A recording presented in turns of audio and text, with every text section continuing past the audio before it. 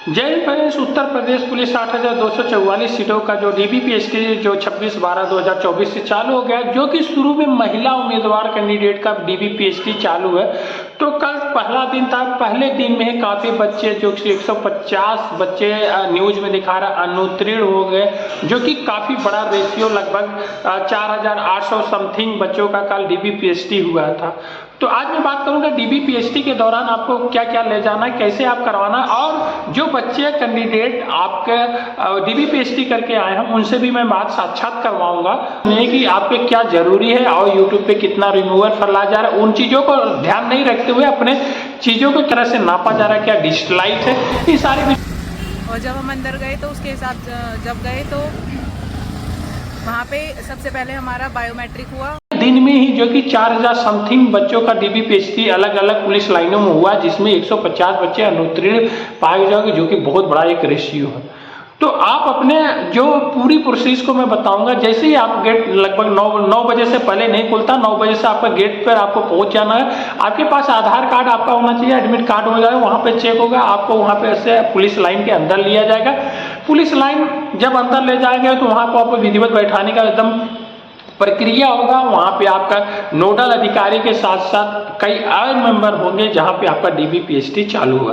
DBPST के दौरान सबसे पहले आपका वहां पे थंबनेल, जो दोनों हाथ का है, थंबनेल वेरिफिकेशन लिया जाता है, जो कि आप क्या वही व्यक्ति हैं कि नहीं, उसमें कोई आप धांधली कर रहे हैं कि नहीं, सारी चीज़ों को देखा जाता है। इसके बाद आपका जो एडमिट कार्ड के हिसाब से आपका जो हाई स्कूल का मार्कशीट जो आप लगा के आप रिटन एग्जाम क्वालिफाई किए हैं, वो आपका हाई स्कूल का मार्कशीट, सनद, निवास प्रमाण पत्र देखा जाता है। निवास प्रमाण पत्र, ये ध्यान दीजिए कि आप Uttar Pradesh police state government का देख रहे हैं, तो स्टेट गवर्नमेंट का आप निवास प्रमाण पत्र होना चाहिए, न कि आप भारत सरकार का लेके जाएंगे। तो भारत सरकार का यहाँ पे अमान्य होगा, जो कि कुछ बच्चे भारत सरकार के ले जा रहे हैं, कि गलत है। आपको आपका स्टेट का देख रहे हैं तो स्टेट का निवास प्रमाण पत्र होना चाहिए, और आपके पास 2 पासपोर्ट साइज का फोटो होना चाहिए। आपका जो है जो फोटो कापी है वो अटेस्टेड होना चाहिए। अटेस्टेड किसी से भी होना चाहिए, ये नहीं कि आपका जब तक अटेस्टेड नहीं है तो वो कॉपी अमान्य माना जाता है। इसीलिए आप जा रहे हैं डीबीपीएसटी के लिए अंदर, तो आप अटेस्टेड जरूर करवा के लेके जाइए। आपका कम से कम 3 से 4 फोटो,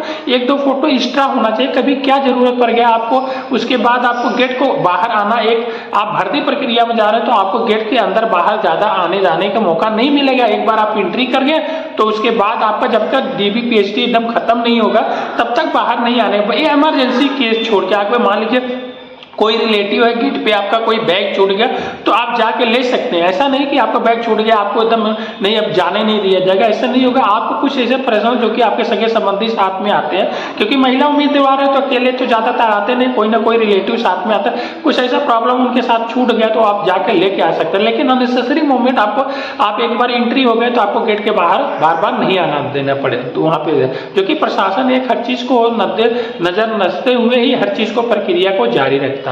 तो यहाँ पे आकर जब डॉक्यूमेंट्स वेरिफिकेशन हो जाता है, थंबनेल वेरिफिकेशन हो जाता है, इसके बाद आपको क्या होगा, हाइट, जो आप हाइट जनरल ओबीसी एससी के लिए 152 सेंटीमीटर महिला कैंडिडेट, और एसटी कैटेगरी के लिए आपका 147 सेंटीमीटर होता है, जो कि वेट आपका न्यूनतम 40 केजी होना चाहिए। तो यहाँ पे यह चीज आपको होना चाहिए। अगर आप इससे 40 केजी से कम, कई महिलाएं का क्या होता है, वजन क्या है कि कम है तो उन्होंने थोड़ा बहुत कम है तो कुछ कपड़े पहन लिया, खाना खा लिए, या केला इस तरह के अपने बैग में ले गए खा लिए, तो वो वेट बढ़ जाता है, बैलेंस हो जाता है, उतना वो चलता है। लेकिन आपका हाइट एकदम एक्यूरेट होना चाहिए। हाइट अगर वहाँ पे कम पाया जाए तो इसमें कोई आपको वरीयता नहीं मिलेगा, आपको बाहर निकल। मान लीजिए आपको कोई डॉक्यूमेंट्स में चेक करते समय मिस स्पेलिंग काफ़ी पाया जाता है, मान लीजिए आधार कार्ड में है तो आप आधार कार्ड को संशोधन के लिए आपको मौका मिल जाएगा। ऐसा नहीं कि उसके लिए आपको बाहर निकाल दिया जाएगा डीबीपीएसटी।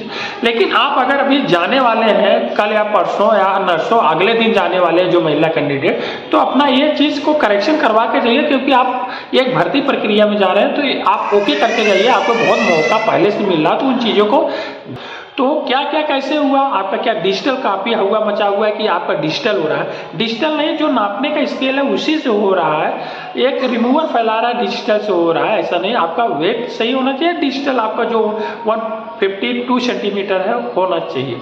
तो ये सारी प्रक्रिया हो रहा है और आप अंदर जाने रहे तो आप लगभग 8 से 10 घंटा आपको आना पड़ेगा। खाना पीने का अपने एक हैंड बैग में भी ले जा सकते हैं, क्योंकि आपको एक रूल जो होता है डिसिप्लिन, उसको भर्ती प्रक्रिया को मानना पड़ता है। अगर कोई आपको दिक्कत हो तो हमारे कमेंट बॉक्स में करके आप पूछ सकते हैं कि DBPST से संबंधित क्या होता है। और अगर हमारा वीडियो अच्छा लगे तो लाइक शेयर सब्सक्राइब जरूर करिए। नमस्कार, जय हिंद, बाय बाय।